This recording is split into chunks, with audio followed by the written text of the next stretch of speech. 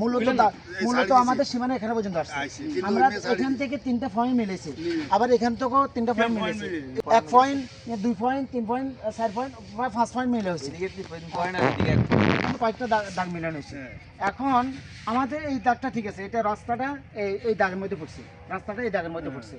এখন বিষয়টা হচ্ছে এই আইলটা এইদিকে হচ্ছে, কিন্তু আমার নকশার মধ্যে আমি দেখছি আইলটা সোজা হলে আইলটা এইদিকে ছাপেন না, মানে আইলের এই মাথাটা বাইরে আমি দেখাইছি, ওই মাথার থেকে আইলটা এই মাথা এদিকে ছাপেন না, কথা বুঝছেন তো? হিসাবে কিন্তু বাস্তব জমিনের মধ্যে এদিকে ছাপেন না হয়েছে। এখন ওই আমরা ওই দক্ষিণ দিকে ওনার এই 10 ডিসিমের জায়গার দক্ষিণ পাশে পাইছি কত 60 ফুট 9 ইঞ্চি, আর উত্তর পাশে পাইছি 54 ফুট 9 ইঞ্চি, এবং এই পাশ 68 ফুট পাইছে, আর ওই পূর্ব পাশে পাইছে 80 ফুট, আর এখানে একটা কর্ণ নিচে 96 ফুট, সব মিলে আমরা জায়গা পাইছি 9.75 অর্থাৎ 10 শতক,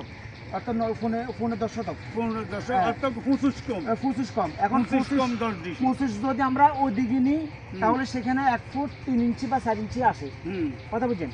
আবার আমরা এখন এই 1 ফুট শাড়ি কিন্তু হিসাব করছি, যদি ওই 1 ফুট শাড়ি হিসাব না করি তাহলে বরাবর মিলে যাবে। 1 ফুট শাড়ি করছেন, 1 ফুট শাড়ি করছি, এই 1 ফুট সহ যদি হিসাব করি তাহলে আমার 10 ঠিক আছে।